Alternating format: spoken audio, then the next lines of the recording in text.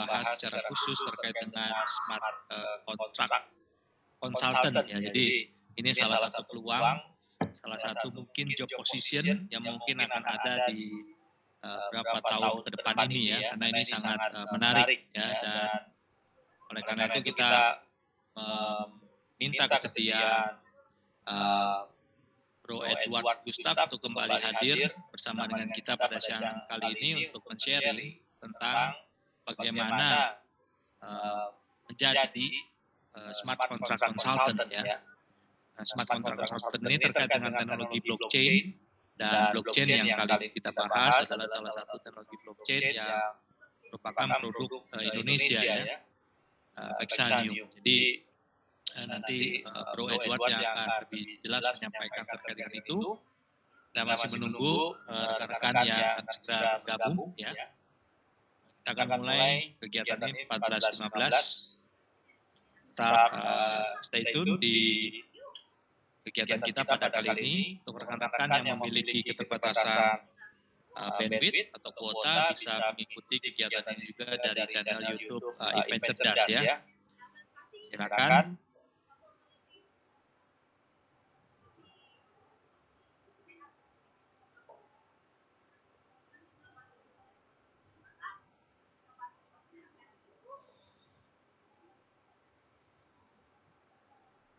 Kita akan mulai 14.15, 3 menit lagi sambil menunggu.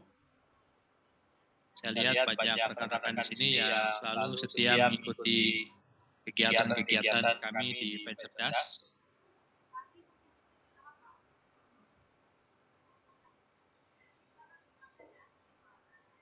Masih menunggu rekan-rekan yang lain yang akan segera bergabung.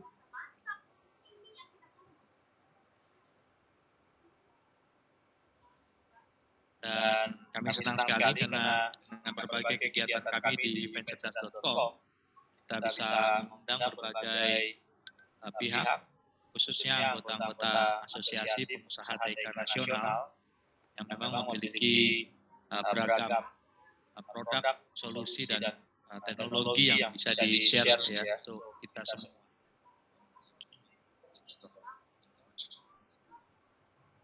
Kita masih menunggu peserta yang lain yang akan segera bergabung.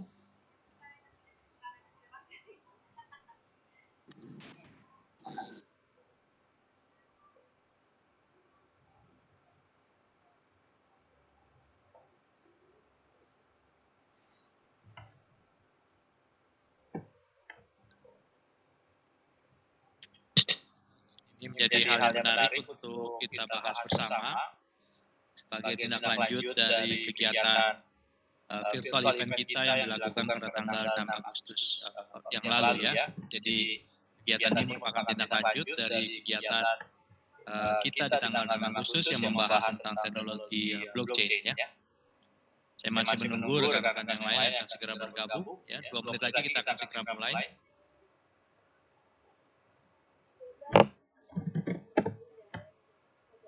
Saya harap kita semua dalam kondisi yang baik, sehat, ya meskipun mungkin banyak juga yang tidak beraktivitas di kantor atau di kampus ya, karena harus masih banyak mengakses atau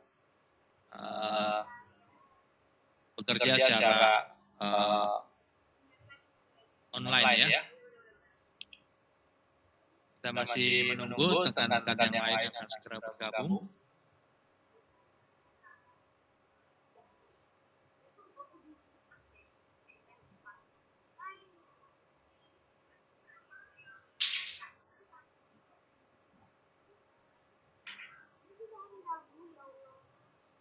Ini nanti kita akan mulai, 1 menit lagi kita akan mulai, kita masih menunggu kehadiran rekan-rekan yang lain yang akan segera bergabung dalam virtual event kita pada siang hari ini ya.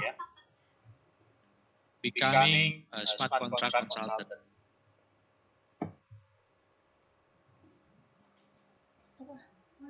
Apaan sih? Ya, sudah 30-an lebih orang yang hadir bersama dengan kita siang kali ini. Satu hal yang menarik yang akan kita bahas dan nanti ada tindak lanjutnya Nanti dalam acara kita akan berikan link untuk rekan-rekan yang ingin menggali lebih dalam tentang bagaimana memulai jadi smart contract consultant ya, terutama menggunakan platform blockchain yang nanti akan dijelaskan dari Vexanium. Nah, masih menunggu rekan-rekan yang lain yang akan segera mulai. Jangan lupa untuk rekan-rekan sekalian nanti kita ada sesi tanya jawab, diskusi ya dengan Bro Edward juga. Ya, jadi pastikan Anda ikut bergabung ya untuk bisa melihat bagaimana menjadi smart contract consultant. Oke, 14.15 kita sudah lewati. Baik, kita akan segera mulai. Mohon izin Bro Edward, apakah kita bisa mulai? Ya Pak. Ya, oke. Baik, selamat siang Bapak Ibu, rekan-rekan sekalian. Terima kasih kita bisa berkumpul kembali di sesi kita pada siang kali ini. Dan secara khusus siang kali ini kita akan membahas terkait tentang becoming smart contract consultant ya. Jadi seperti yang tadi saya sudah jelaskan, kegiatan ini merupakan tindak lanjut dari kegiatan kita yang kita lakukan pada tanggal 6 Agustus kemarin terakhir yang membahas teknologi blockchain ya untuk di Merdeka IT Indonesia yang merupakan bagian dari kegiatan yang dilakukan oleh Asosiasi Pengusaha TIK Nasional atau Aptiknas dan dikelola oleh Event Cerdas ya. Jadi terima kasih untuk Bapak Ibu rekan-rekan sekalian ya yang sudah bergabung dan mendaftarkan melalui portal Event Cerdas yang selama ini menjadi event platform manajemen untuk banyak kegiatan virtual event khususnya yang dilakukan untuk anggota-anggota dari Asosiasi Pengusaha TIK Nasional.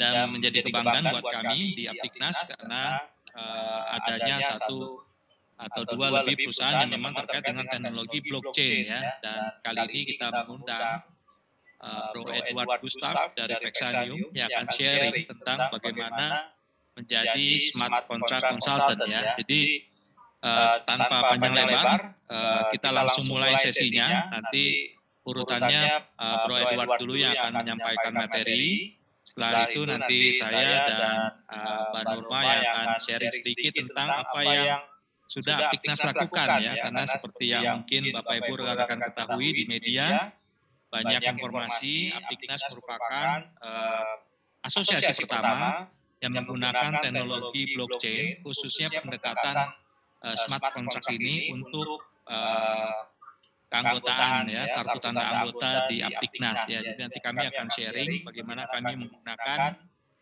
teknologi smart contract dari Vexanium ini untuk membantu Aptiknas mendata kartu tanda anggotanya ya.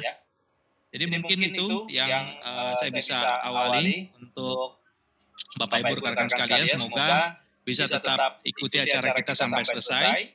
Setelah itu nanti kita ada sesi Q&A, jadi bisa berdiskusi langsung apa yang Vexanium, Bro Edward bisa lakukan buat rekan-rekan sekalian ya. Jadi silakan Bro Edward sampaikan bahan materi Anda terlebih dahulu. Waktu dan tempat dipersilakan.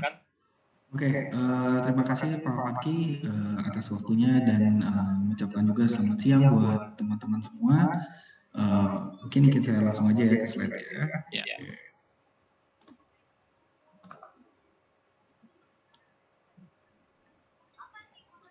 Oke, udah masuk? Nah, jadi dalam pembahasan kali ini ya, apa yang akan kita bahas adalah bagaimana sih menjadi seorang smart contract consultant. Nah, dari sini kita bisa melihat bahwa salah satu poin dari menjadi smart contract consultant adalah mengetahui terlebih dahulu bagaimana teknologi yang kita kenal seperti teknologi blockchain. Mungkin kalau pernah dengar teknologi blockchain itu nggak semua orang tahu. Tapi kebanyakan kalau teman-teman tahu Bitcoin, nah tahu Bitcoin yang harganya kebetulan hari ini lagi turun, kan beberapa waktu meledak. Nah, teknologi dari si Bitcoin itu di-provide oleh teknologi yang namanya teknologi blockchain. Kayak gitu, itu dasarnya. Makanya masuk dalam perkembangan tiap tahun, terutama khususnya tahun sampai 2020 pengembangan teknologi blockchain khususnya di Indonesia sudah sangat signifikan peminatnya seperti itu. Zaman seperti kalau kita bilang zaman seperti zaman e-commerce, nggak ada orang yang percaya di layanan e-commerce, tapi orang udah mulai sama e-commerce, orang pengen jadi yang namanya jadi seller atau jadi merchant seperti itu ikut dalam ambil bagian di dalam teknologi e-commerce seperti itu. Oke, tidak akan lama tidak saya perkenalkan, nama saya Edward Gusta. Saya selaku Vice President dari Business Development di Vexanium. Ini kontak saya, monggo yang ada mau foto atau mau kontak saya langsung. Nah, saat ini perusahaan kami Vexanium, kita telah berasosiasi juga berpartnership dengan Aptiknas, Bank BCA, Asosiasi Blockchain Indonesia, dan khususnya Sinergi seperti itu. Oke. Nah, ngomongin soal teknologi blockchain, ngomongin soal smart contract. Nah, mungkin kalau kita lihat dari data tahun 2018, kita nggak usah jauh-jauh dari BNI sendiri, ya bank yang sudah paling dekat dengan kehidupan kita sehari-hari. Mereka telah memutuskan untuk melakukan penerapan teknologi blockchain untuk meningkatkan fitur trade business dan finance. Nah, ini salah satu minat yang bisa dilihat dalam 2 tahun lalu. BNI telah memutuskan untuk menggunakan teknologi blockchain. Nah, salah satu pengguna teknologi blockchain yang dipergunakan itu sebenarnya untuk remittance. Seperti itu, di mana satu aset dipindahkan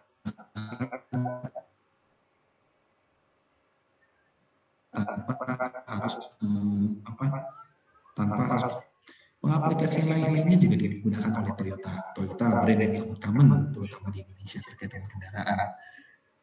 Nah, di sini kita bisa lihat bahwa brand seperti Toyota sendiri, khususnya di internasional, ini sudah cukup sangat ramai untuk dipergunakan seperti itu.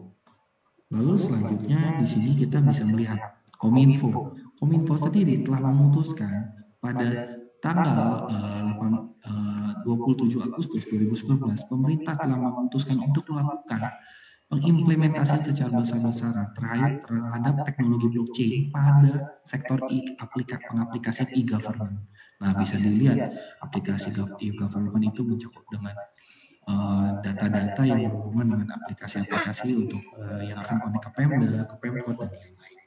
Seperti itu. Nah, bisa dilihat dari sini, dari perusahaan lokal sampai perusahaan internasional dan sampai juga pemerintah Indonesia, mereka telah sadar bahwa adanya kebutuhan terhadap bagaimana sih cara saya mengaplikasikan perusahaan saya, industri saya, atau sistem saya untuk connect ke teknologi blockchain.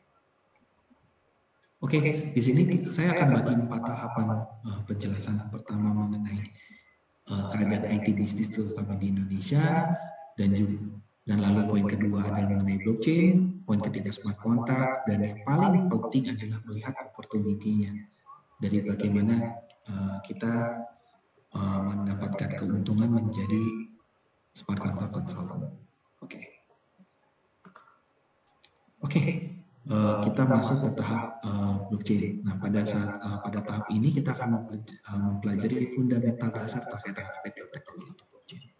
Nah, bisa dibaca juga dari teman-teman di sini bahwa teknologi blockchain adalah teknologi yang terdiri dari 2 jenis tipe perekaman. Pertama, tipe perekaman transaksi. Yang kedua, tipe perekaman blok. Kalau kita ngomongin terkait dengan nama blockchain, kita udah bisa menjabarkan bahwa block and chain, kotak atau blok, dan rantai, yang dimana setiap komunikasi atau data yang masuk ke dalam sebuah jaringan blockchain ini itu mempunyai rantai yang saling terikat dari hulu sampai hilir. Seperti misalnya data blockchain ada pertama kali dimasukkan pada tanggal segini sampai di tanggal misalnya 1 bulan ke depan. Nah, data-data tersebut mempunyai keterhubungan itu dalam apa yang kita sebut itu sebagai chain dan diinputkan dengan yang itu namanya blok. Nah, kalau bisa dibilang blok itu seperti satu kotak yang dimana muncul setiap satuan waktu, misal setiap 1 menit sekali, dan dia mempunyai nomor unik masing-masing. Seperti setiap Menit 1 dia akan mempunyai nomor 123, menit 2 dia mempunyai nomor 1234. Nah, nomor itu akan terus tumbuh berdasarkan waktu yang telah ditentukan. Dan data-data yang masuk sesuai dengan waktu yang telah ditentukan itu akan menciptakan sebuah rantai. Rantai yang dimana bisa kita cek kok bahwa data ini ada di blok ini loh, ada di kotak ini loh, seperti itu ilustrasinya. Dan hal yang juga unik, di setiap blok yang masuk ke jaringan blockchain itu akan melalui proses yang namanya kriptografi. Nah, apa sih kriptografi? Kalau kita ngomongin kriptografi itu seperti proses yang dimana enkripsi lah bahasanya, di mana sebuah data yang ingin dikirimkan harus dienkripsi terlebih dahulu. Seperti itu, untuk apa? Meningkatkan nilai keamanannya.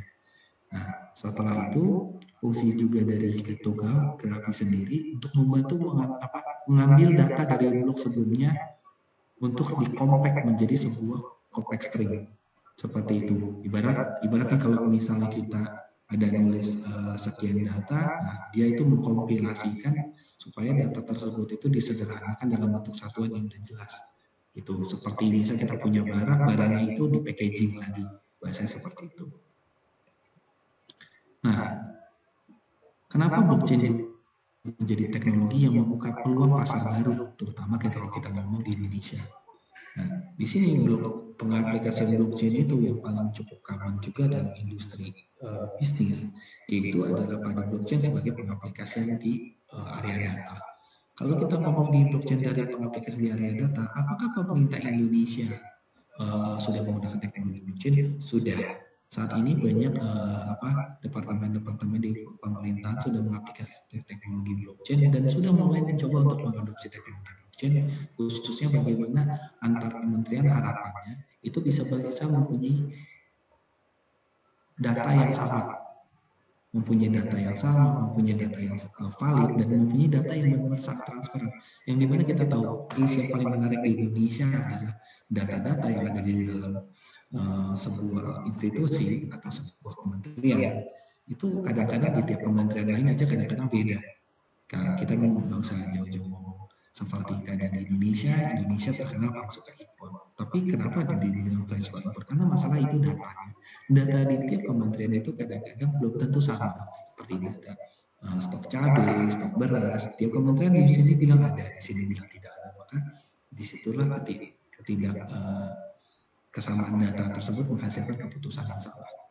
Dan lalu juga ada yang namanya smart contract, di mana smart contract ini sangat menarik. Kenapa? Karena smart contract ini adalah sebuah teknologi yang di mana kita tidak memerlukan orang ketiga untuk melakukan sebuah deal bisnis. Contoh, kalau kita ngomong dari sekitar beberapa tahun lalu ya, dari zaman Kaskus, ada yang namanya terkenal jasa layanan itu Rekber, yang di mana ada penjual, ada pembeli, terus ada penengah. Yang dimana penjual dan pembeli itu saling bersepakat untuk mempercayai layanan yang namanya Rekber, di mana dia transfer barang, dia telah menerima barang, semua diproses oleh si Rekber.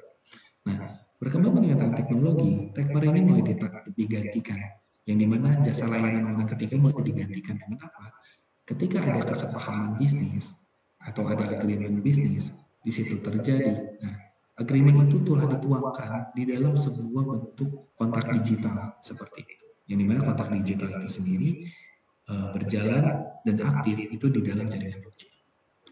Lalu yang ketiga adalah multi signature, yang dimana kalau kita bilang digital signature atau tanda tangan digital itu mungkin cuma tanda tangan digital doang. Tapi di sini tanda tangan digital yang menggunakan aplikasi blockchain itu sendiri itu akan meningkatkan nilai jual. Kenapa? Tanda tangan itu bisa diverifikasi keasliannya, kebenarannya, terutama dari ownership daripada si penanda tangan tersebut, apakah tanda tangannya dipakai atau tidak, siapa yang menggunakan, seperti itu. Nah, lalu kita mau masuk mungkin ke arah IT bisnis, ya. Nah, kita bisa lihat bahwa sebenarnya industri IT di Indonesia ini mempunyai masalah terkait dengan inovasi. Kita bisa tahu bahwa berkembangnya makin dengan teknologi IT di Indonesia, kita mempunyai 3 faktor yang sangat paling besar bebannya, yaitu adalah dari sisi keamanan, transparansi, dan kolaborasi. Kalau ngomong dari sisi keamanan, coba kita bayangkan bahwa masalah-masalah yang paling sering terjadi dalam sisi keamanan, kita nggak usah jauh-jauh dari kasus data, ya, dari kasus data itu pernah terjadinya sebuah masalah data itu yang di tiap account bank dan account bank lain saldonya berbeda, kayak gitu. Bagaimana mengamankan sistem arsitektur datanya itu. Kedua, dari sisi juga transparansi, di mana perputaran uang dari satu account ke account lain itu bisa ditransfer, bisa dilihat flow-nya dengan jelas. Walaupun sampai saat ini mungkin yang kita lihat, oh kita transfer ke ini transparan ya, tapi kan kita pengen tahu apakah cash flow-nya benar atau tidak, seperti itu. Faktor yang ketiga itu kolaborasi, yang dimana sebenarnya industri IT itu sangat memerlukan kolaborasi. Mungkin salah satu teknik atau cara kolaborasi yang sudah sangat tepat dilakukan di Indonesia itu telah dilakukan oleh kolaborasi yang tercipta oleh Tokopedia. Tokopedia berkolaborasi dengan OVO, Tokopedia juga berkolaborasi dengan Grab, Gojek, dan layanan-layanan logistik lainnya. Kita sadar bahwa makin berkembangnya industri ini, kita mulai harus sudah bisa melakukan kolaborasi. Untuk apa? Menjaga kerjasama di setiap komunikasi bisnis itu lewat platform to platform itu bisa saling terjaga. Tapi dengan tantangan yang kita hadapi dan kolaborasi, kembali lagi ke dua faktor yang utama, yaitu bagaimana keamanan itu menjadi salah satu prioritas utama, di mana kolaborasi itu terjadi dari sebuah transaksi sampai ke sebuah transaksi lain itu benar-benar sangat aman. Dan yang kedua adalah transparansi, yang dimana setiap flow transparansi dari hulu sampai ke hilir, dari uang masuk sampai uang ditransaksikan menjadi sebuah produk itu dikirimkan, produk itu diterima, itu perlu ada transparansi. Supaya apa? Supaya setiap proses daripada jalur ekonomi atau jalur finansial itu bisa di-tracking. Bagaimana kita melihat kecenderungan transaksi atau sebuah proses industri atau bisnis itu berjalan seperti apa. Lalu ini juga faktor yang paling besar, yaitu adalah lulusan. Kita bisa melihat bahwa saat ini, ya terlepas dari kebutuhan dengan teknologi ya, dengan terutama masalah pandemi ya, banyak orang yang sekarang solitusi, banyak orang yang di PHK, banyak orang yang sedang dipecat, banyak orang yang baru ingin melakukan pelamaran kerja, malah tidak bisa mendapatkan lamaran kerja peluang yang baru. Kenapa? Karena kita bisa sadarin bahwa setiap tahunnya industri khususnya konsultan, mungkin kita ngomong konsultan IT ya, karena kita berada pada jalur teknologi. Itu setiap tahun banyak sekali konsultan-konsultan muda yang dimana menawarkan diri. Halo Pak, saya bisa menawarkan jasa konsultasi. Nah, apalagi kita nggak usah ngomong jauh-jauh, yaitu programmer, yang dimana programmer mobile, programmer desktop, programmer web application, di mana menawarkan diri banyaknya. Nah, saking kita melihatnya banyaknya pertumbuhan, banyaknya supply, ya tenaga-tenaga yang membutuhkan pekerjaan itu tidak bisa tercover oleh market. Kenapa? Karena kita bisa melihat bahwa saat ini khususnya market di Indonesia, ya sejak pandemi corona, terjadinya PSBB, terjadinya new normal, banyak perusahaan-perusahaan yang ya PHK, tidak menindaklanjuti karyawannya untuk pekerjaan seperti itu. Dan kita bisa melihat bahwa kita memerlukan suatu peluang baru yang dimana adanya jasa atau layanan yang baru, atau kita sebutlah jenis pekerjaan yang baru yang dimana membutuhkan ya yang membutuhkan kita seperti itu, yaitu adalah yang dibutuhkan adalah jasa smart contract consultant. Sebenarnya kalau kita kulik-kulik lagi, sebenarnya ada yang namanya jasa blockchain consultant. Basically, kalau kita pelajari dari kata dasarnya, blockchain consultant adalah sebuah jabatan atau sebuah jabatan yang dimana mereka itu mempunyai tugas atau tanggung jawab sebagai konsultan. Daripada, halo Bapak perusahaannya ingin menggunakan teknologi blockchain, nah Bapak bisa pakai blockchain ini. Nah, dari situ mereka menawarkan itu, yaitu adalah jasa smart contract lagi, seperti itu. Nah, tapi pada dasarnya sebenarnya, kalau kita bisa bilang, nilai daripada smart contract consultant itu malah jauh lebih besar. Kenapa? Karena pada dasarnya smart contract consultant itu lebih cukup mengerti bagaimana smart contract itu bisa diaplikasikan dengan ke arah bisnis. Seperti tidak berkaca pada dari sisi teknikal saja. Seperti itu. Bahwa kita lihat kebanyakan smart atau kita bilang blockchain consultant yang ada, ya mungkin di Indonesia masih sangat sedikit ya.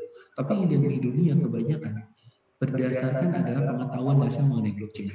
Belum mempunyai pengetahuan dasar mengenai bagaimana ketika ada orang atau satu perusahaan atau institusi yang tertarik masuk ke dunia blockchain, bagaimana mereka masuk mengaplikasi bisnis mereka ke teknologi blockchain melalui smart contract. Itu yang harus diperjelas. Dan makanya saat ini terkait dengan smart contract consultant, terutama di Indonesia, yang paling sangat dicari itu kebanyakan dari industri exchange, yang dimana smart contract consultant ini diperlukan untuk membantu proses-proses di dalam sebuah exchange seperti itu. Tapi tidak menutup kemungkinan hanyalah sebuah exchange kripto atau exchange layanan kripto atau digital asset yang memerlukan, tapi layanan-layanan yang memerlukan itu ada perusahaan-perusahaan seperti software house yang memerlukan jasa layanan dari smart contract consultant, software house, terus perusahaan multinasional. Karena saya melihat bahwa kebanyakan, tidak usah jauh-jauh juga, pemerintah di Indonesia ingin mengadopsi bagaimana mereka membutuhkan jasa smart contract consultant dalam mengembangkan aplikasi-aplikasi dari setiap kementerian. Mereka pun memerlukan jasa layanan smart contract consultant atau smart contract technical di dalamnya, yang dimana mereka mengerti bahwa pemerintah cara kerjanya seperti ini, sistem aplikasi di pemerintah seperti ini, maka bagaimana cara mengkolaborasikannya dengan teknologi blockchain dengan menggunakan smart contract tersebut. Nah, itulah yang sangat diperlukan bagaimana smart contract consultant itu harus dan menjadi peluang besar di Indonesia. Short by record juga, saat ini di perusahaan kami, di Vexanium kami sedang membuka banyak sekali opportunity untuk menjadi pelatihan-pelatihan terutama menjadi smart contract consultant. Basically, kalau kita ngitung dari CCV, ya dari CCV-nya juga, itu jasa fee atau pembuatan dari sebuah smart contract itu berkisar pada nilai itu sekitar mulai dari nilai 10 sampai 50 juta. Itu pun tergantung daripada tingkat daripada jenis smart contract apa yang digunakan. Dan mesti dipahami bahwa smart contract pada dasarnya itu telah di-provide oleh penyedia teknologi blockchain. Jadi kebanyakan orang-orang yang ingin masuk ke menjadi smart contract consultant atau smart contract technical, mereka tinggal seperti menggunakan plugin yang sudah disediakan oleh si blockchain tersebut. Seperti itu. Nah, betapa mudahnya sebenarnya untuk menjadikan teman-teman di sini untuk mengambil opportunity menjadi smart contract consultant dalam memenuhi kebutuhan industri yang saat ini kita nggak usah jauh-jauh, pemerintah Indonesia sudah sangat butuh. Oke, next.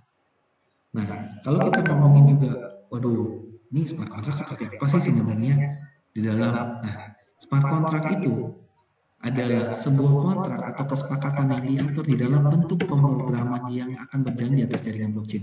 Basically, pasti teman-teman di sini kalau yang ingin menjadi smart contract consultant, basically harus tahu smart contract apa aja yang akan dibutuhkan oleh perusahaan. Itu yang pertama. Yang kedua, teman-teman di sini juga harus mempelajari bagaimana cara melakukan programming di dalam smart contract.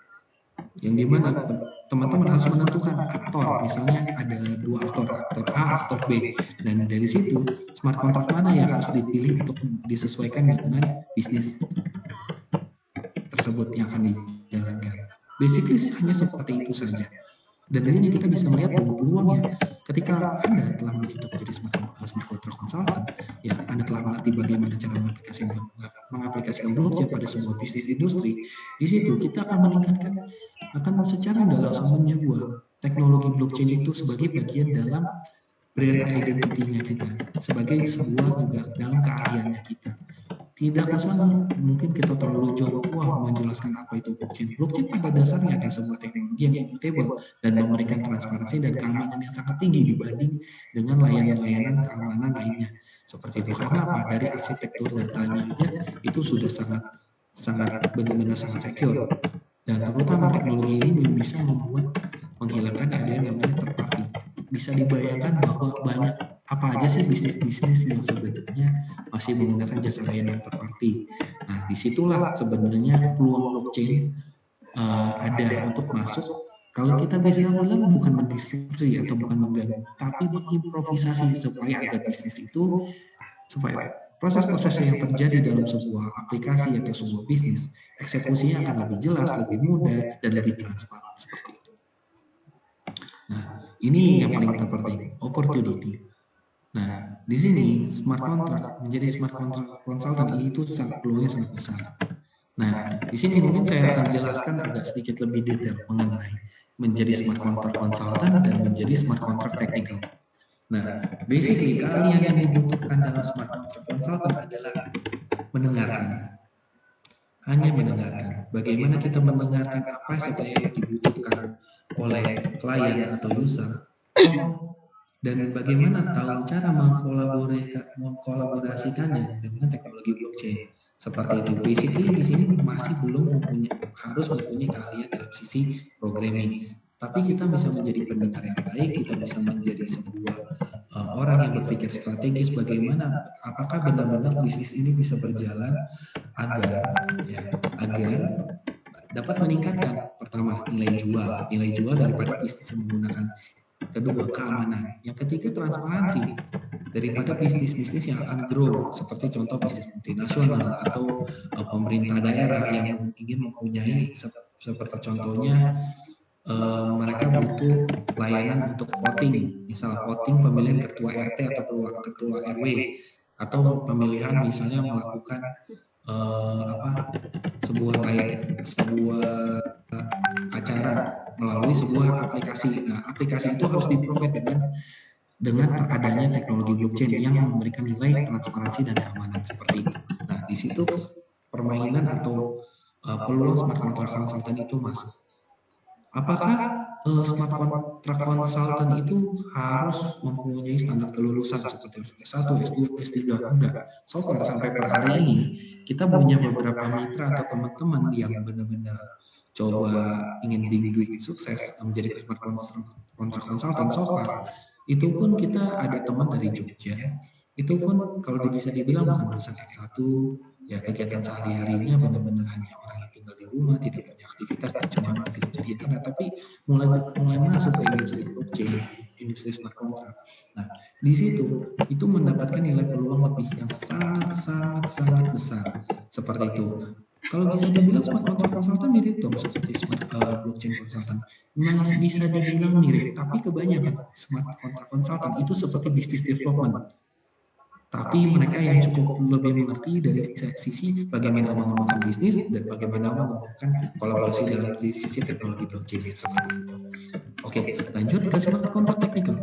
Basically, smart contract technical itu seperti developer yang dimana orang-orang bisa dilatih untuk bagaimana cara memproduksi smart contract dan juga mengaplikasikan smart contract-nya ke dalam jaringan ke dalam jaringan blockchain dan juga mengaplikasikannya dalam sebuah aplikasi seperti itu atau sebuah sistem. Basically seperti ini. Kalau kita bisa bilang ya, basically logikanya blockchain itu ya seperti adalah sebuah unit atau sebuah alat yang dimana smart contract technical itu lebih bertugas sebagai teknisinya yang dimana dia membantu mendevelop, melakukan pemasakan, instalasi dan sebagainya agar bisa memastikan bahwa bisnis yang berjalan menggunakan smart contract itu benar-benar bisa sangat aman. Seperti itu. Nah, bisa dilihat teman-teman di sini memilih yang dari sisi mana, menjadi smart contract consultant atau smart contract technical atau both atau dua-duanya. Itu jauh lebih bisa menarik. Kenapa? Karena saya bisa melihat dalam kebutuhan 1 sampai 2 tahun ke depan dengan khususnya new normal, banyak orang yang mulai akan menggunakan teknologi blockchain terutama untuk melakukan kolaborasi.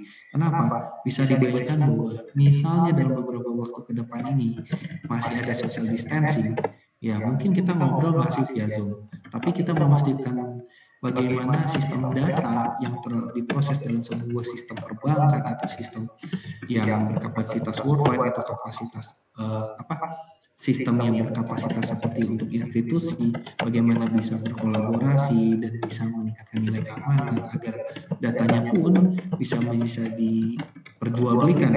Nah, ini yang menarik, data bisa diperjualbelikan. Kenapa? Karena datanya itu sangat secure, kayak gitu.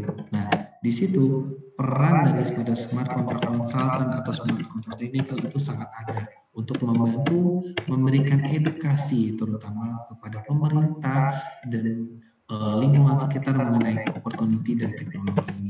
Sampai per hari ini, terutama di Kominfo, mereka juga sedang mengkaji terkait dengan menstandarisasi bagaimana apa itu teknologi blockchain dan bagaimana melihat opportunity-nya. Nah, dari situ mungkin bila teman-teman tertarik, ya nanti juga saya akan jelaskan lebih dalam dan saya juga ingin menjelaskan soal Trusty. Trusty.id bisa dicek ya. Trusty.id adalah salah satu aplikasi yang dikembangkan oleh Vexanium juga yang menggunakan blockchain-nya kita, yang dimana ini adalah sebuah layanan teknologi blockchain atau DApps, Decentralized Application, yang dimana dokumen-dokumen atau data-data yang kita anggap penting seperti foto, video, PDF, dan data-data lainnya kita tidak mau sampai datanya itu pertama hilang, diedit, dan kita bisa melakukan storing di tempat Trusty ini. Ini seperti contohnya mirip seperti Google Drive, tapi bedanya gini. Kalau Google Drive, Bapak taruh data atau Ibu di sini taruh data di dalam Google Drive, somehow misalnya layanan itu tidak terpakai lagi, sewaktu-waktu bisa hilang. Nah, tapi kalau di dalam platformnya Trusty, data itu pertama diamankan, data itu terus dibuat sangat transparan. Supaya apa? Diberikan catatan log. Agar apa? Data tersebut bisa dilakukan tracking atau tracing. Seperti itu. Apakah datanya pernah berubah? Apakah datanya pernah ditulis oleh siapa? Seperti itu. Dan di sini ada value-value kenapa layanan Trusty ini ada salah satu penerapan teknologi blockchain dalam juga ada teknologi smart contract dan teknologi multi-signature-nya.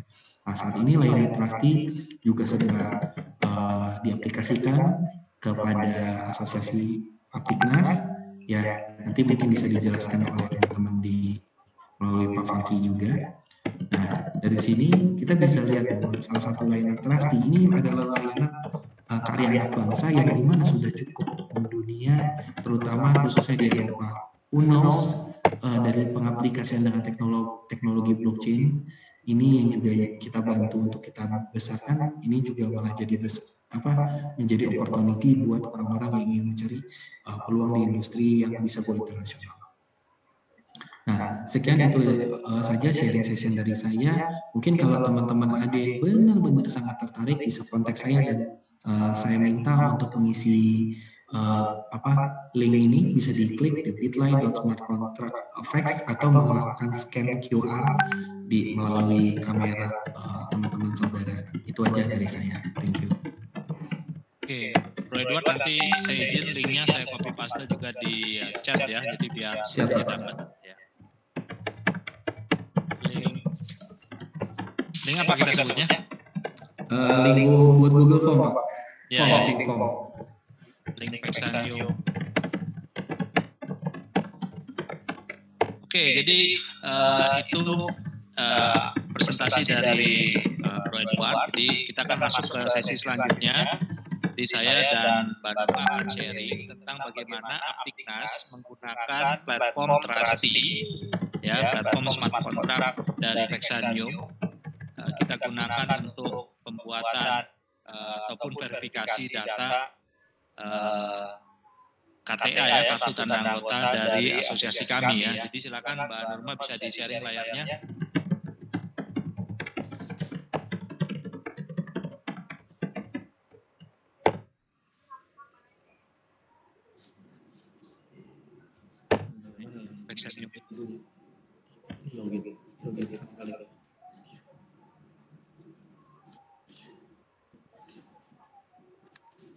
Oke, jadi bentar ya. Mungkin tempat belum. Stop.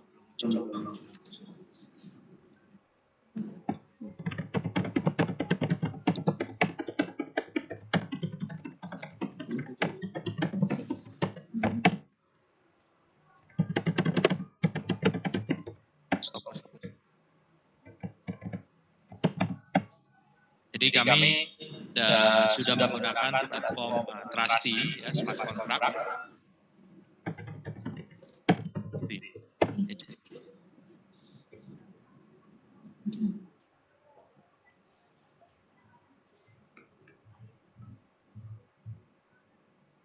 Oke. Ya, coba dijelaskan teman-teman sekalian. Assalamualaikum warahmatullahi wabarakatuh semuanya. Di sini saya akan menjelaskan aplikasi Trusty.id.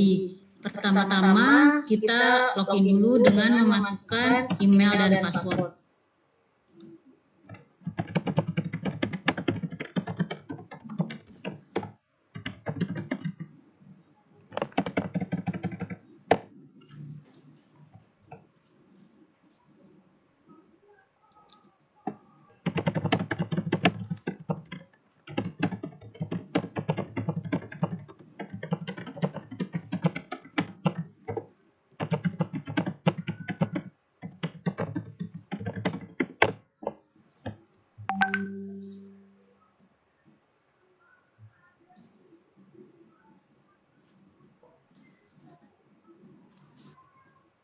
Setelah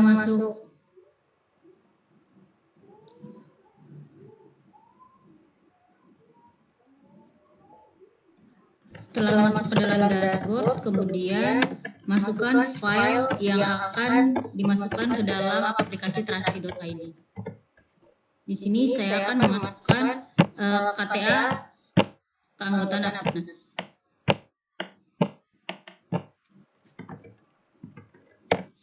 Jadi informasi aja, tetap si file KTA-nya kami buat manual. Ya, kemudian kita upload file yang kita naikkan ke Trusty.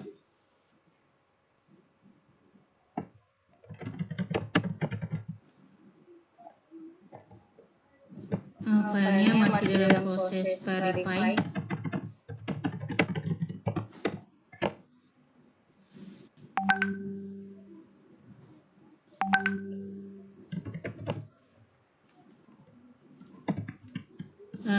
Setelah itu isi nama asetnya. Di sini saya akan menuliskan nama asetnya KTA ABC. Setelah nama asetnya diisi, kemudian kita geser request signature-nya menjadi yes. Lalu masukkan email yang akan menerima atau mengassign dari KTA tersebut. Yang menerima itu ada 4, bisa signer, review, approval, atau certified receipt. Di sini saya akan memilih sebagai receipt Pak Pangki Christian. Setelah ini diisi, kemudian jangan lupa digeser tombol upload file to IPFS-nya menjadi yes. Hal ini wajib karena nantinya penerima akan mendownload dan mereview terlebih dahulu. Kemudian kita klik send signature request.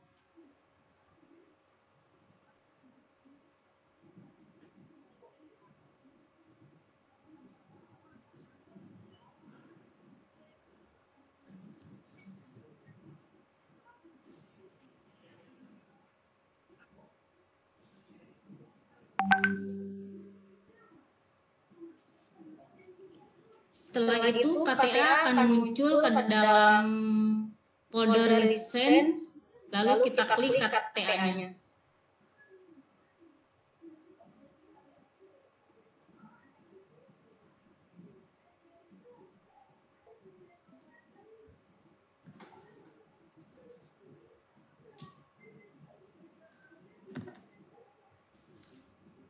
Di sini statusnya masih waiting karena Pak Pangki Christian belum melakukan proses signer. Untuk itu Pak Pangki harus melakukan proses signer terlebih dahulu. Ini stop sharing dulu, saya mau coba.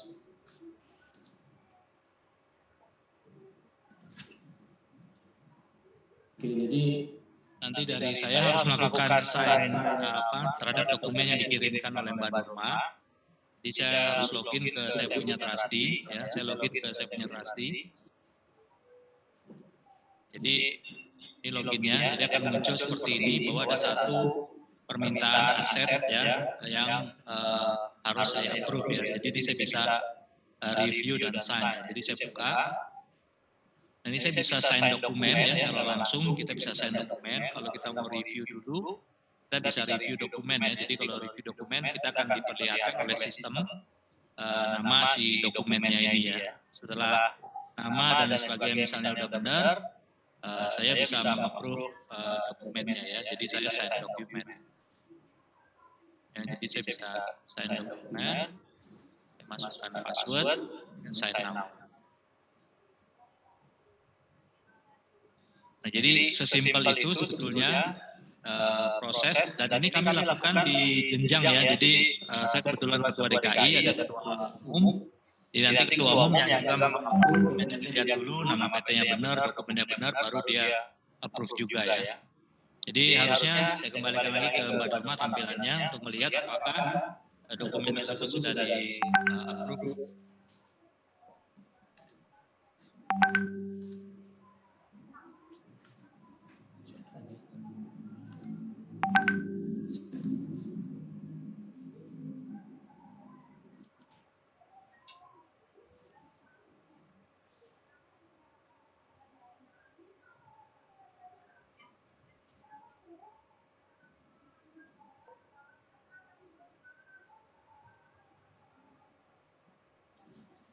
Jika sudah di-assign oleh Pak Pangki, maka tampilannya yang tadinya waiting akan berubah menjadi assign.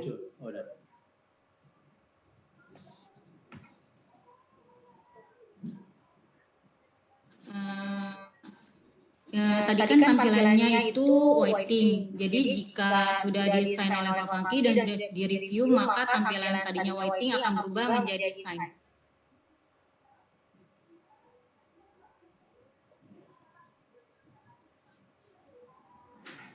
Blockchain certificate dibuka harus.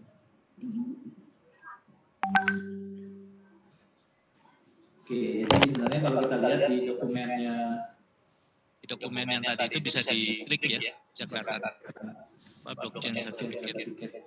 Mana ya?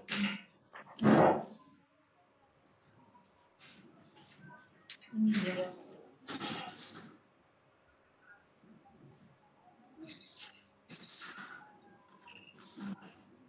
Di blockchain sertifikat akan berubah yang tadinya waiting menjadi signer.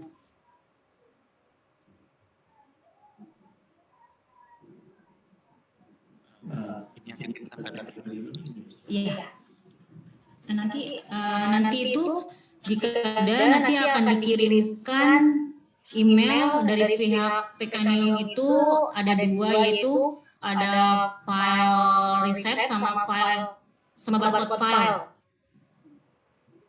Jadi nanti yang ditempelkan itu barcode receipt-nya yang isinya sih sama seperti dokumen ini.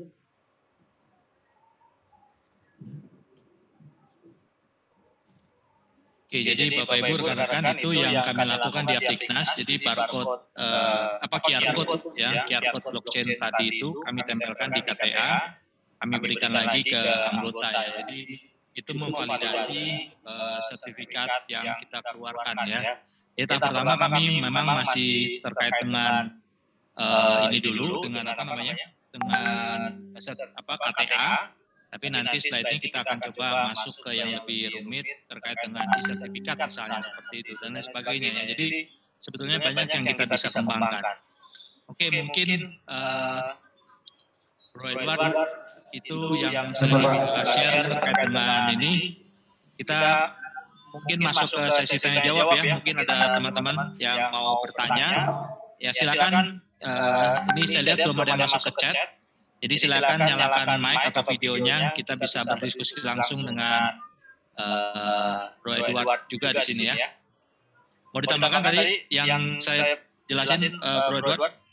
Ya, izin Pak, terkait dengan layanan Trusty saat ini apa yang kita kembangkan juga dengan Apliknas kan juga ke depannya supaya membantu, kan kita sadar bahwa dengan keadaan seperti ini, misal kita ketemu sama orang dan kita pengen apakah ini terutama ya karena ini ada kepentingan terkait dengan sertifikasi perusahaan yang jelas, terutama apakah perusahaan ini terdaftar di asosiasi atau tidak. Nah, kita perlu layanan trusty seperti ini supaya mensertifikasi bahwa kebenaran daripada misalnya saya bermitra nih dengan Aptiknas, saya juga anggota dari Aptiknas. Nah, buktinya apa?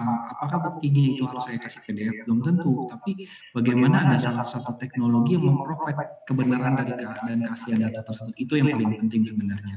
Seperti itu. Dan kedepannya juga apa yang dikembangkan lagi kita inisiasi juga sama Aptiknas ya Pak, itu terkait dengan yang soal kartu nama. Ya. Jadi nanti kartu nama pun yang bisa jadi kartu nama member dari Aptiknas atau ada kartu nama profesional yang ingin daripada QR code-nya di embed di dalam kartu nama. Nah, itu kan menjadi nilai lebih. Seperti saya nih, saya mengeklaim saya anggota Aptiknas. Nah, saya kasih kartu nama. Nah, benar nggak nih kamu dari ada sertifikasi dari anggota Aptiknas? Nah, di scan lah oleh di kartu nama tersebut dengan adanya QR seperti itu. Nah, dari sini kita mungkin bisa melakukan banyak inovasi terhadap bagaimana meningkatkan nilai keamanan dan trustability juga daripada pemanfaatan dokumen tersebut seperti itu. Sekian Pak. Oke, silakan Bapak Ibu rekan-rekan, saya berikan kesempatan untuk kita berdiskusi, bertanya langsung tentang bagaimana kita bisa menggunakan teknologi blockchain khususnya smart contract ya. Silakan nyalakan mic-nya atau raise hand, jadi biar kita bisa diskusi secara langsung terkait dengan ini. Oh, ini ada Pak Edi nih, Pak Edi bertanya nih ya, Bro Edward saya bacain ya, Pak Edinya monitor apa enggak nih. Pak Edi bertanya blockchain atau smart contract, platformnya banyak, ada Ethereum, Vexanium, bagaimana masalah operability-nya smart contract di satu platform, apakah bisa digunakan di platform yang lain? Oke, jadi gini, terkait dengan jaringan blockchain, emang benar. Jaringan blockchain saat ini kalau bisa dibilang sangat banyak, itu yang pertama. Tapi tergantung daripada kembali arsitekturnya. Kalau kita ngomong, Pak, saya ingin menggunakan jaringan blockchain di Vexanium sama di Ethereum, sama di EPS, sama di Tron misalnya. Sebutlah seperti itu. Tapi kan kebanyakan harus dipahamin juga. Ketika kita mengupload data ke dalam jaringan blockchain, itu kan ada yang namanya gas fee. Ada gas. Ya kan? Kalau kita bilang kita bekerja pasti dapat gaji, dapat rupiah. Dan kalau Bapak misalnya menggunakan layanan blockchain pasti ada gas. Nah, kebanyakan kalau misalnya Bapak menggunakan layanan seperti Ethereum, ya, tanpa mendiskredit juga, itu kebanyakan problemnya itu di gas. Kenapa? Kalau harga Ethereum naik di pasar bursa, kebanyakan harga biaya gas itu akan sangat melonjak tinggi. Dan kembali lagi hukum ekonomi, kalau dia harga Ethereum turun, harga gasnya juga turun. Nah, kembali lagi, problemnya kebanyakan buat scalability-nya juga itu agak kesulitan kalau misal brand produk seperti Ethereum yang sudah besar. Nah, kalau untuk di Vexanium kita hampir bisa dibilang biaya transaksinya di bawah Rp1 semua. Setiap dalam bentuk data apapun. Bisa dibilang ini benar-benar totally free. Seperti itu. Dan sampai per hari ini juga terkait dengan kebutuhan layanan perusahaan yang ingin menggunakan jasa layanan blockchain di Indonesia, bebas Pak mau menggunakan Vexanium juga atau layanan lain. Tapi kebanyakan kenapa kita menjadi pilihan pertama untuk banyak perusahaan di Indonesia yang ingin mengaplikasikan blockchain, karena ini terkait dengan aturan Pak. Aturan di Indonesia juga mewajibkan setiap ada dalam bentuk apapun yang namanya database itu harus ada database di Indonesia, dan kita telah memprovide terkait dengan beberapa database atau server juga VPS juga yang akan memprovide untuk mereka bisa divalidasi dan dicek datanya ada di Indonesia seperti itu. Kalau kita ngomong Ethereum Pak, Bapak mining pakai Vega, itu kan datanya Bapak tidak disimpan. Gitu, tapi hanya dibantu divalidasi dan itu tidak punya datanya di sini. Dan kebanyakan kesalahan orang yang menggunakan jaringan blockchain yaitu tidak tahu terkait dengan aturan dan regulasi daripada pengaplikasian sistem bisnis buat jangka panjang seperti itu. Ya. Pak Edi jawab lagi nih, Pak Edi. Pak Edinya mana sih? Oh, di Pak Edi ya. Kalau tidak salah, Vexanium menggunakan programming to C++. Nah, apa alasan ini Pak? Karena banyak yang menggunakan Solidity tentang bukunya ya. Silakan Pak. Ya, jadi gini Pak, terkait dengan bahasa pemrograman paling gampang gini. Terkait gini, pertama itu kita nggak usah jauh-jauh Pak. Kalau terkait dengan teman-teman developer yang paham developer di sini, itu masalahnya itu library. Ya. Kenapa Solidity itu menjadi bahasa yang baru? Karena kebanyakan bahasa yang baru itu sebenarnya tidak ada masalah, tapi kembali lagi terkait dengan kelengkapan dari library tersebut. Apakah library ini bisa cocok diaplikasikan dengan sebuah bahasa pemrograman lain agar connect dengan sistem lain? Kalau kita udah ngomongin C++, Pak, itu udah lengkap punya. Mau bikin aplikasi apapun pakai C++ dikonekin untuk backend juga untuk apa itu udah lengkap punya. Dan kenapa kita juga memilih untuk mengembangkan di dalam C++, terutama karena satu Pak, karena di Indonesia. Iya. Karena kebanyakan lulusan dari kita kalau usah ngomong, mungkin saya juga ada dari Binus juga, itu kebanyakan juga pembelajaran pertama kali, ya. Edukasi standar pasti selalu C++. Kita sudah langsung dikasih knowledge-nya gitu. Kita nggak langsung disuruh awal-awal belajar JavaScript, belajar Laravel, belajar bahasa Angular atau binary atau seperti apa, enggak. Bahasa pertama kali pemrogram itu C++. Kenapa? Karena logiknya yang paling mudah dipahamin dan paling applicable so far. Oke. Mudah-mudahan menjawab ya, Pak Edi. Silakan yang lain bertanya. Silakan ada lagi yang lain mau bertanya, bisa nyalakan mikrofonnya. Ya, kita diskusi, silakan.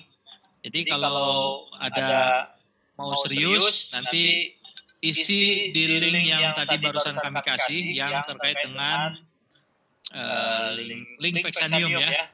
Jadi di sana nanti ada buat pelatihan khusus atau apa ya? Terkait dengan ya. Nanti bagi teman-teman yang tertarik untuk bergabung untuk mendapatkan training khusus, itu kita training no charge sama sekali. Iya. Ya, karena kita sadar bahwa dengan adopsi blockchain yang paling utama adalah banyaknya developer dulu, seperti itu. Dan kita mau coba mengengage teman-teman agar melihat peluang ini menjadi peluang yang baru. Karena apa? Akan meningkatkan nilai jual secara pribadi dan corporate sebenarnya. Karena bisa dilihat, coba aja dicari lowongan pekerjaan jasa layanan blockchain itu gajinya nggak ada yang minimal dalam bentuk grade apapun itu minimal pasti di atas 10 juta lebih. Dan bisa hampir mungkin bisa ratusan juta. Gitu. Karena kebetulan saat ini emang opportunity-nya sangat besar, demand-nya sangat kecil. Bukan, supply-nya sangat kecil. Supply daripada developer-nya sangat kecil. Seperti itu. Makanya sekarang banyak orang yang berebutan ingin menjadi smart contract consultant, smart contract technical, agar bagaimana mereka bisa langsung teknis eksekusi, bukan ngomong soal blockchain seperti ini Pak, itu kita bukan ngomong kayak bikin sejarah, blockchain bisa diginin, bisa begitu, bukan lagi. Jawabannya sudah berbeda. Harusnya kita bisa bikin certified gitu ya, certified smart contract consultant gitu ya. Betul, bisa banget. Menarik sekali ya. Silakan rekan-rekan yang lain, apabila ada yang mau bertanya secara langsung ke Bro Edward atau saya, bisa nyalakan mic-nya ya, kami tunggu. Halo? Ya, halo? silakan. Suara masuk ya? Suara masuk Pak, siapa? Oke. Ogi. Pak Ogi, ya Pak Ogi. Silakan. Ogi, halo. Halo, apa kabar? Apa kabar? Ini mau tanya, kan kalau udah masuk blockchain kan itu catatannya bersifat kekal. Berubah nggak bisa dihapus. Misal satu kejadian gini, ngomongin trustee ya. Misalnya sertifikat ketika dikeluarkan itu dia nggak ada masalah. Taruhlah institusi A menyatakan bahwa si Fulan memberikan sertifikat kepada si Fulan gitu. Tapi di beberapa tahun kemudian karena alasan hukum sertifikat itu dianulir. Misalnya si Fulan itu siswa atau memenangkan kejuaraan oleh kejuaraan dari institusi A terus dianulir, kan itu nggak bisa dicabut sertifikatnya dari blockchain. Itu ada solusinya nggak Bang? Oke. Makasih ya Bang. Yo sore. Thank you Oki. Oke, saya menjawab. Kalau bisa dibilang nggak ada solusinya. Kenapa? Karena emang segala sesuatu yang telah dimasukkan ke dalam jaringan blockchain itu sifatnya pasti immutable dan nggak bisa dilakukan preventif dan apapun. Tapi bisa ada satu layanan, misalnya nih, layanan di mana platform yang memprovide, ini kita bukan ngomongin dari sisi trustinya, tapi misalnya dari sisi sebuah institusinya, mereka apakah mengakui bahwa data transaksi tersebut adalah data transaksi masih valid atau tidak? Itu bisa jadi dari situ, seperti itu. Jadi kebanyakan misalnya nih, ada contoh anggota Aptiknas yang tidak aktif kembali, misal perusahaannya sebutlah sudah kolaps gara-gara pandemi corona ini. Nah, dari situ kan dilakukan tracing, apakah perusahaan aktif? Oh, ternyata perusahaannya tidak aktif. Nah, bagaimana solusinya? Nah, dari situ dikeluarkanlah ada satu statement bagaimana perusahaan ini sudah non aktif lagi. Apakah perlu nanti di step deklarasi terkait dengan adanya dokumen dan tersebut? Nah, itu bisa dilakukan, bisa tidak, karena itu yang berhubungan pada internal operasional seperti itu, terkait dengan seperti surat atau ketentuan-ketentuan. Tapi pada dasarnya jasa layanan yang dibangun di Trusty itu adalah jasa layanan yang di mana data itu yang dimasukkan dan akan menjadi data yang immutable dan benar-benar akan sangat lifetime lah sifatnya, seperti itu. Oke, makasih Bang. Siap. Oke, silakan rekan-rekan yang lain yang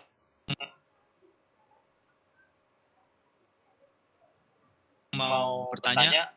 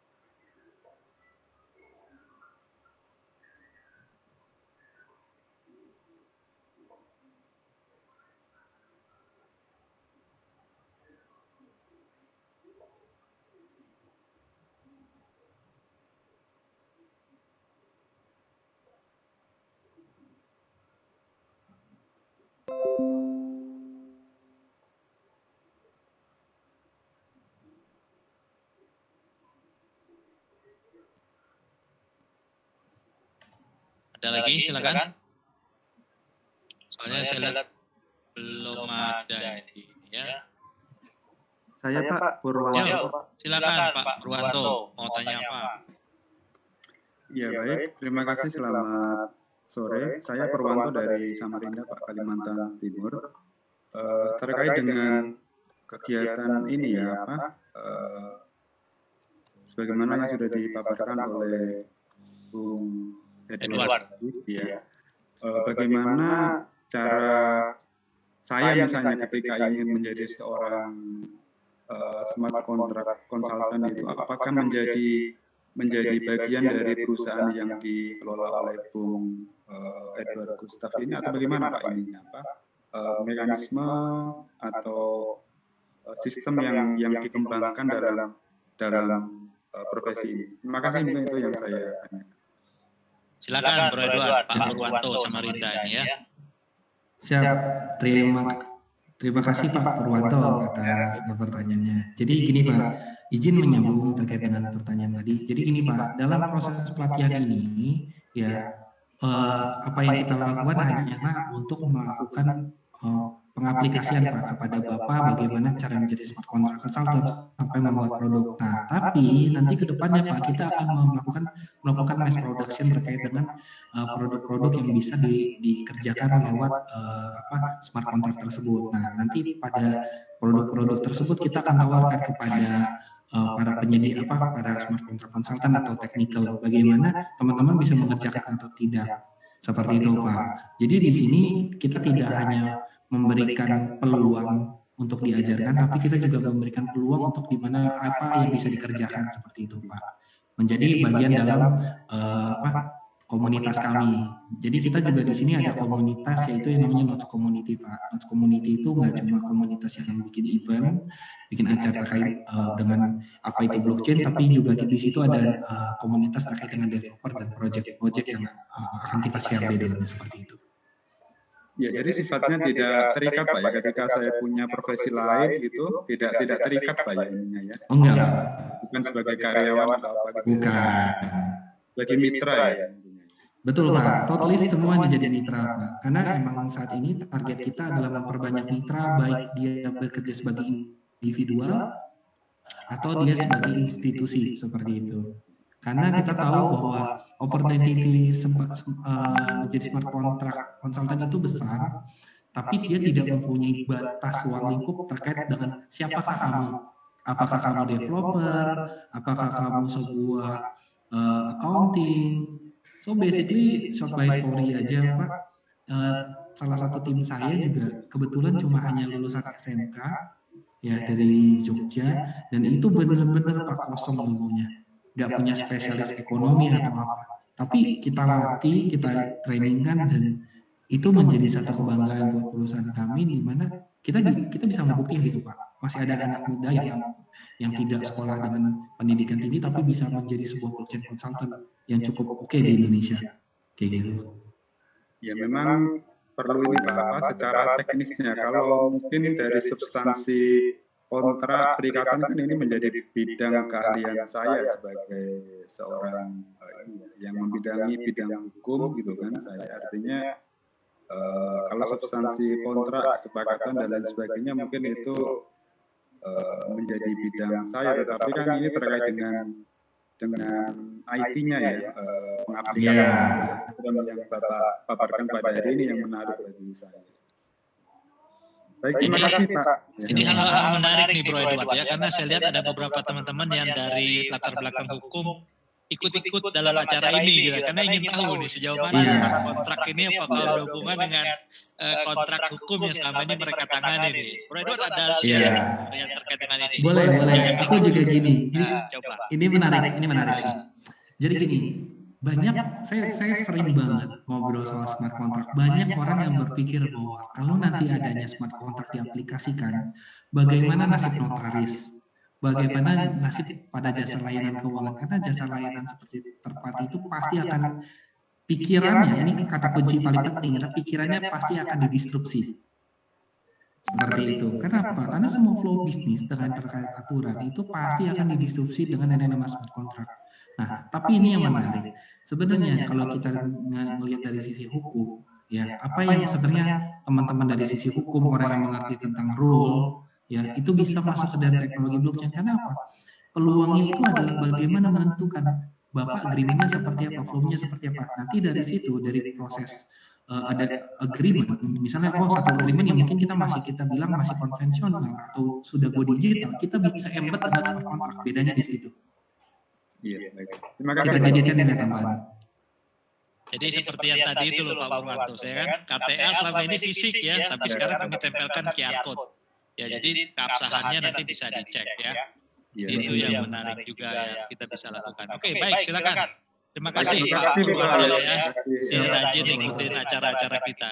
Oke, silakan rekan-rekan yang lain, ada yang mau bertanya ya terkait dengan tema kita pada siang kali ini ya, menjadi smart contract consultant teknologi blockchain. Silakan, jangan ragu-ragu ya kalau ini bertanya.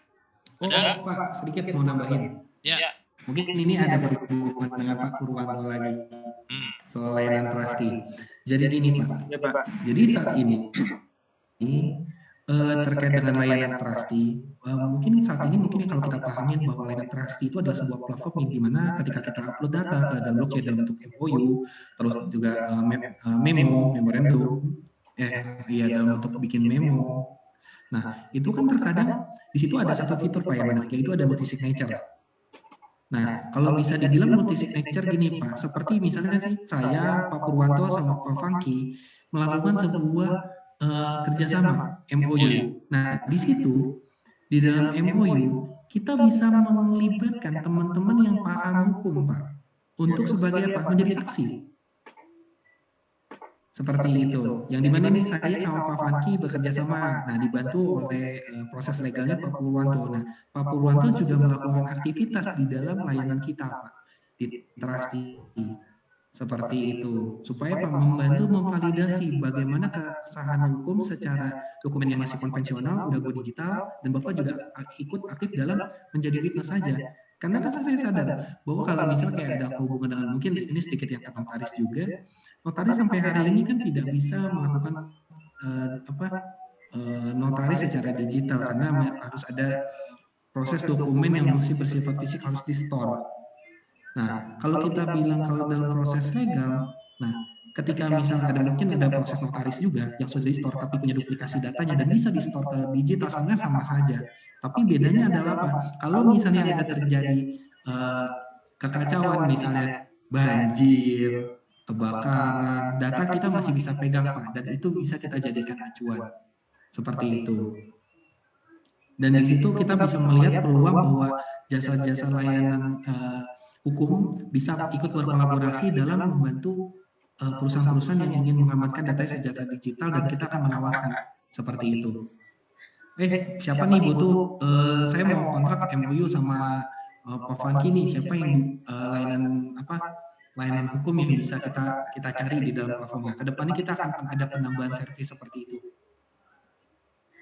Jadi nggak cuma Gojek Pak yang bisa tukang Gojek disulap jadi apa-apa. Nah, sekarang kita dengan dokumen kita cari orang-orang yang ekspertis dari hukum, terus juga misalnya dari mungkin nanti ya saya nggak tahu ya, mungkin amit-amit kalau orang tiba-tiba jadi makin parah, orang nikah juga mungkin kalau bilang saksi ya Pak ya, Pak Franky ya, yang saksinya digital Pak, ya kan, serem juga Pak. Gitu. Ya dunia bisnis dulu lah Pak, yang di ini ya, dunia bisnis, perdagangan ya, yang difokuskan ke arah situ dulu. Ya, tapi Bapak terima kasih, mungkin di lain kesempatan kita bisa berdiskusi dan bermitra. Iya. Bro Edward juga ada pengalaman terkait dengan logistik ya, logistik itu kan lumayan kompleks ya, betul logistik ya. Silakan. Rekan-rekan sekalian, masih adakah yang mau bertanya? Ya, sebelum kita akhiri sesi kita pada siang kali ini. Saya tunggu, masih ada yang mau bertanya, mau lewat chat boleh, mau bertanya langsung boleh. Silakan rekan-rekan. Ada yang mau bertanya secara langsung ke Bro Edward. Ya, jadi kami sudah share di situ link Vexanium, di mana rekan-rekan bisa gabung di ngisi form itu, Google Form itu. Nanti ada pelatihan khusus yang dibuat oleh Vexanium. Tidak ada biaya ya, tidak ada biaya pelatihannya. Tadi sudah dijelaskan sama Bro Edward, ada dua model sebetulnya ya. Jadi smart kontrak konsultan itu ada yang dari sisi apa? Kita sebutnya apa? Marketing atau bisnisnya lah ya. Dari sisi bisnis Pak. Nah, dari sisi bisnis ya kan, kayak tadi Pak Purwanto, mungkin saya juga, ya kan saya bantuinnya sisi bisnis. Tapi ada juga yang dari sisi technical ya, yang buat aplikasi atau apa istilahnya di app ya. Betul. Yang aplikasi distributed application-nya di app-nya yang dari Vexanium. Jadi silakan rekan-rekan, apakah ada yang masih mau bertanya sebelum kita closing ya. Ada? Oke, sepertinya tidak ada lagi yang mau bertanya ya. Jadi pastikan Anda mengisi di link Vexanium ya, bit.ly/smart-contract-vex ya, yang tadi kami share di chat. Kemudian untuk rekan-rekan yang perlu isi sertifikat yang untuk kegiatan kali ini juga bisa mengisi di link yang sudah kami sediakan ya. Oke, Bro Edward silakan closing statement-nya buat kita semua untuk kegiatan kita kali ini. Oke, thank you Pak Franky, closing statement dari saya, cobalah opportunity baru ini. Kenapa? Karena ini adalah sesuatu yang sudah dibutuhkan terutama di Indonesia, dan saya yakin bahwa opportunity ini terkait menjadi smart contract consultant akan membawa gairah dan inovasi juga terkait dengan teknologi yang saat ini dan kedepannya juga akan dibutuhkan. Udah, itu aja. Thank you Pak. Ya, baik rekan-rekan, Bapak Ibu sekalian ya, terima kasih bisa hadir dalam kegiatan kita pada siang kali ini. Mohon izin tampilkan videonya, mau di taking picture bersama nih sama Aldi. Ya, tampilkan videonya, kita akan foto bersama. Ya, coba kita lihat. Ya, Pak Sofyan. Ada lagi yang lain, silakan. Ada Pak Heru, Pak Maharansyah, Pak Ahmad Marzuki, tadi Bro Ogi ya. Siapa lagi? Silakan tampilkan videonya. Bro Aldi, silakan capture dulu foto-foto kita. Yang lain ditunggu videonya dihidupkan agar kita bisa melihat bersama-sama ya. Pak Heru Purnomo, Pak Yohanes, silakan. Sudah, Bro Aldi? Yang lain ya, capture dulu videonya bersama kita. 2, 3. Bro Gustaf nggak lihat ke sini matanya. Baik, ayo. Lagi, ada lagi yang lain? Pak Taufan, ya. Pak Johan, ya ini setia mengikuti semua acara kita ya. Besok juga ada lagi acara kita yang lain ya. Aptiknas Merdeka sesi terakhir Data Center dan Cloud. Besok siang juga ya. Sudah Aldi semua peserta di capture? Sudah, Pak. Ya, oke. Baik, Bapak Ibu rekan-rekan sekalian, terima kasih atas kehadirannya. Sampai jumpa di kegiatan kita berikutnya. Tetap sehat, tetap semangat ya. Jangan lupa isi form yang tadi. Ada form link untuk e-sertifikat dan juga ada form untuk mendaftar di kegiatan workshop gratisnya Pexanium terkait dengan Smart Contract Consultant ya. Sampai jumpa di kegiatan kita berikutnya. Tetap sehat, tetap semangat ya. Thank you Bro Edward. Terima kasih. Ya, terima kasih semua. Ya. Oke, sampai nanti.